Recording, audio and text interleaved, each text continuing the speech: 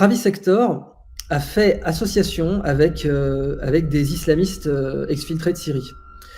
Et en fait, vous avez des Tchétchènes des deux côtés maintenant. Vous avez des Tchétchènes côté russe. Ça paraît fou, hein, parce que les Russes ont quand même leur intervention en Tchétchénie a laissé des traces qu'on connaît, mais vous avez des Tchétchènes qui interviennent côté russe, et vous avez des Tchétchènes ou des Dagestanais radicalisés, on dirait. Enfin, radicalisés, oui, hein, ils se sont battus en Syrie et tout, qui interviennent côté ukrainien, aux côtés de néo-nazis. Et si on veut encore rajouter le mix, vous avez un président de l'Ukraine, enfin un chef de l'État ukrainien, qui est juif et qui compose avec des néo-nazis. Donc ça vous donne une idée de la complexité absolue de la situation, où en fait c'est que des questions d'intérêt évidemment, parce que bon, au bout d'un moment, si c'était sur le fond, un juif peut pas être pote avec des néo-nazis très longtemps. Si c'est sur le fond, on est bien d'accord que c'est pas possible. Et je dis pas qu'encore une fois Zelensky est pote avec le bataillon Azov, mais là concrètement ils sont dans le même camp et ils sont obligés de travailler ensemble. Et donc vous avez des musulmans des deux côtés. Et c'est une situation encore plus explosive pour cette raison. Donc, alors pourquoi je vous parlais si abondamment de Tchernigov en russe, et pourquoi donc maintenant rentrons dans le fait que Poutine n'est pas dans une bonne situation. Et je vous le dis objectivement, c'est-à-dire je suis pas du tout anti-Poutine, je cherche pas à vous faire de la propagande en vous disant oh là là Poutine va perdre, etc. Je vous dis juste que là tout de suite Poutine est dans une mauvaise situation. Et voilà, qui croire, parce que nos médias vous disent que c'est même pas qu'il est dans une mauvaise situation, c'est que de toute façon c'est la réincarnation de Lucifer, donc c'est quelqu'un de méchant et que les méchants perdent toujours. Et en même temps, donc évidemment les médias pro-Poutine, je pense à Stratpol, qui est un média très intéressant, mais Stratpol a un point de vue totalement pro-Poutine. Je pense qu'ils l'assument, il n'y a pas de problème, mais leur position est pro-russe en tout cas. Donc évidemment, Stratpol va vous dire non, Poutine n'est pas du tout dans une situation mauvaise, et tout se passe bien, il est en train d'atteindre ses objectifs militaires. Alors, qu'est-ce qui fait qu'on perd ou qu'on gagne une guerre? Des fois, enfin c'est pas des fois, c'est tout le temps, c'est la communication, les objectifs.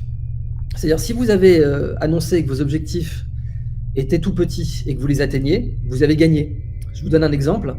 Montgomery, donc le maréchal Montgomery, plus grand maréchal des Britanniques pendant la Deuxième Guerre mondiale, il a complètement raté une opération militaire qui s'appelait Market Garden pendant la Deuxième Guerre mondiale, et qui était, donc il y a un très bon film qui en parle, qui est très historiquement fiable, qui s'appelle Un pont trop loin, donc A Bridge Too Far, très bon film. Si vous avez aimé le film Le jour le plus long, Cornelius Ryan, c'est le nouveau film qu'il a fait ensuite, et d'après son ouvrage. Et vous avez Sean Connery, vous avez Robert Redford, vous avez James Caan, c'est un casting de malade. Et ça parle de cette opération Market Garden. Et dedans, ça vous rappelle que c'est un échec. Cette opération a été un échec, une branlée absolue. Mais en fait, donc l'idée de Market Garden, c'est de prendre des ponts et de prendre un maximum de ponts à travers les Pays-Bas et d'ensuite pouvoir attaquer le ventre mou de l'Allemagne directement. Et le problème, c'est que comme les ponts, ça s'enchaîne, si vous n'avez pas pris les 2-3 derniers ponts, toute votre opération ne sert à rien.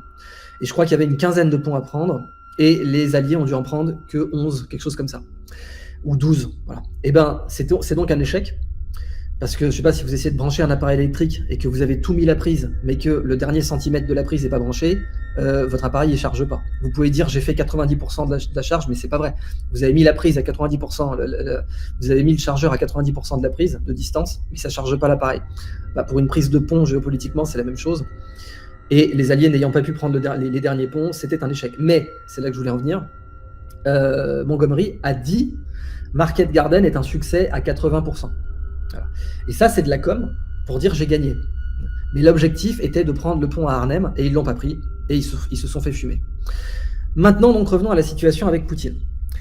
Ce qu'il faut comprendre, c'est que je pense que quasiment personne n'a dû vous le dire dans la médiasphère française, et je le déplore, c'est aussi une guerre de l'eau, en fait.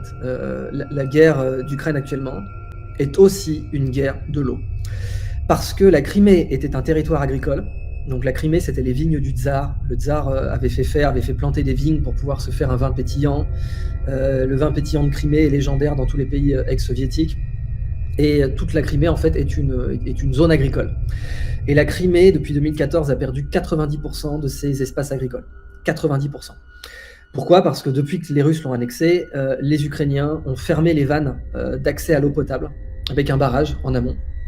Et évidemment, ça a, comme conséquence d'avoir détruit le potentiel agricole de la Crimée, et puis de façon durable. Les Russes sont obligés d'amener de l'eau à la Crimée. Vous savez, c'est comme à Dubaï, vous avez la Burj Khalifa, qui n'a pas d'égout, qui est pas raccordée à l'égout. Donc la Burj Khalifa, elle a juste une énorme citerne, et vous avez la queue, vous avez, 2 fois par semaine des, camions citernes qui viennent la vidanger. Et ben, vous avez plusieurs fois par mois en Crimée des mouvements en fait pour amener de l'eau potable. Et les Russes ont eu beau construire un pont, c'est toujours pas réglé. Le problème de l'eau n'est toujours pas réglé. Or, que viennent de faire les Russes dans les dernières 24 heures?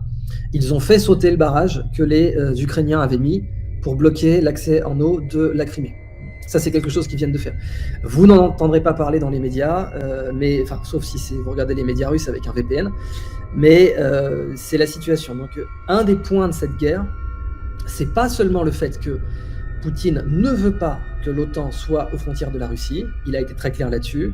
Poutine ne veut pas que l'OTAN soit frontalier de la Russie. Il veut qu'il y ait des États tampons. Il a été très clair là-dessus. C'est pas une surprise géopolitique. C'est quelque chose qui est un enjeu fondamental de la Russie. Et évidemment, la possibilité que l'Ukraine entre dans l'OTAN fait que c'était profondément dangereux pour lui allait amener une contradiction des intérêts russes. Il n'y aurait plus eu que la Biélorussie, et vous imaginez bien que l'exécutif biélorusse étant ce qu'il est, il peut changer à tout moment. Donc voilà les enjeux que voulait Poutine. Mais donc l'eau est aussi présente.